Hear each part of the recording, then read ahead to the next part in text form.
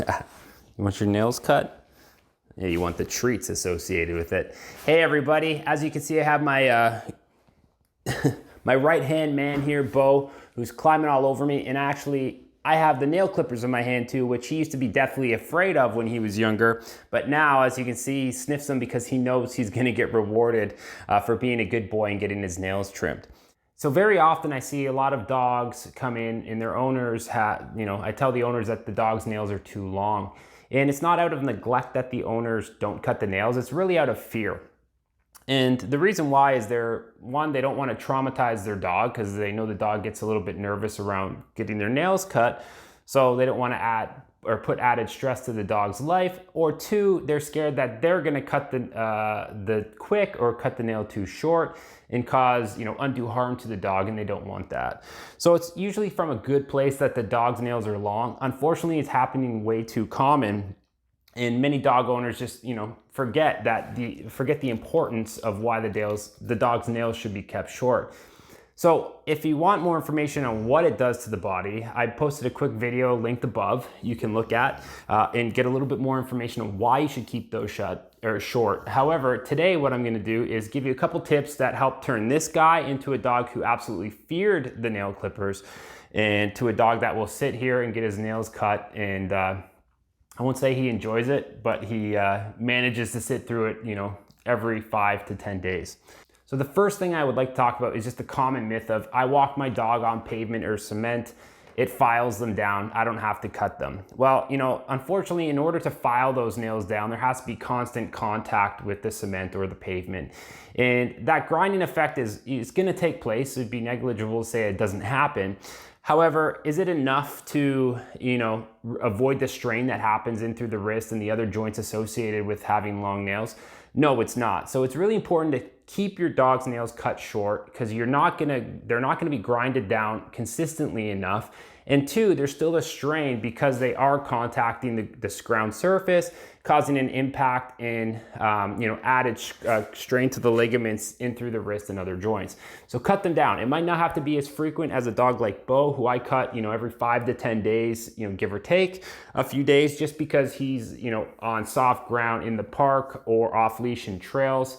And he's not spending a ton of time on pavement, so his nails grow long and they don't get filed down at all. So we stay on top of it and keep them short. However, just walking on pavement is not enough.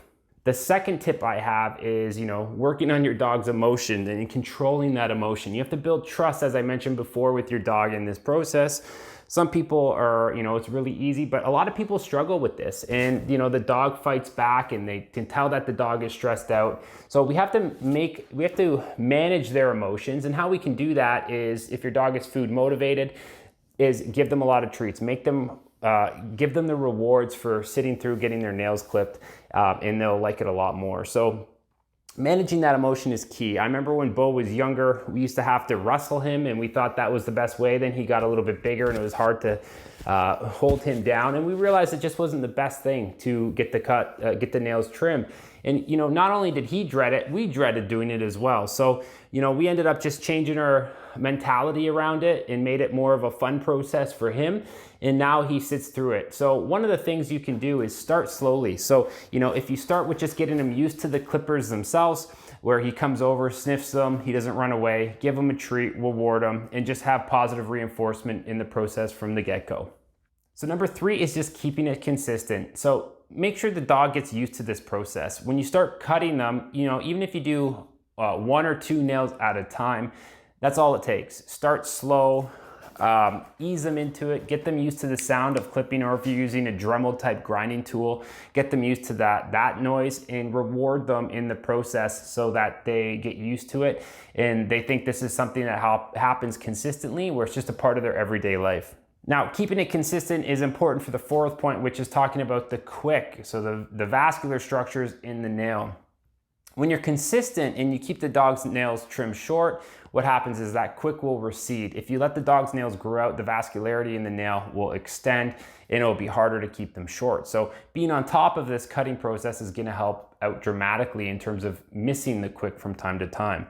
Now, if you hit the dog's quick, will it bleed out? Sometimes it can bleed pretty good. We've hit Bo's quick a few times. His nails are opaque, they're all black.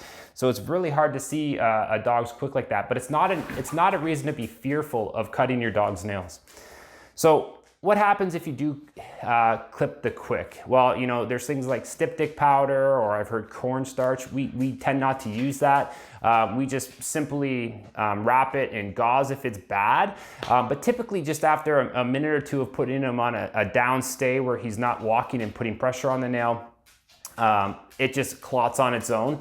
And as a result, you know, it just goes away. So we don't really have to worry about it. The odd time where it has been a more, you know, it has been a bleeder, a bigger bleeder.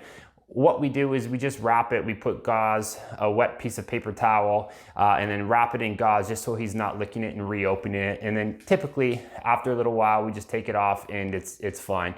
So we never have too big of a concern of that happening and bleeding out, but it obviously is a concern. What I would say is start short, just clip off the tip and slowly work your way off. There's no reason why, you know, you have to take the whole nail off at once. Rome wasn't built in a day. Getting your dog's nails shorter isn't an easy process. Should be done all at once. It should be a process where you build that confidence and trust with the dog and make it an easy experience for them. The other thing that I think is important too, as your dog's nail gets wider, you'll actually feel the underside of the dog's nail. There's lateral portions on the nail as it gets extended that you can literally peel off the side layers if you choose to. And what that does is it exposes more of a hollow tip to the nail. And when you find that, it gives you a good indication of what should be clipped off cleanly. I like doing that with him. We peel that off. It makes the nail more hooked, easier to grab onto and clip off, and it cleans his nails up nicely. I don't do that every single time, but every 2 or 3 times I find that laminated side section, I just peel it off. He doesn't mind it whatsoever. However, sometimes it can be on there pretty firm, so I always support the distal joints of the fingers, of the toes, just so I'm not torquing the joints too much when I'm peeling it off.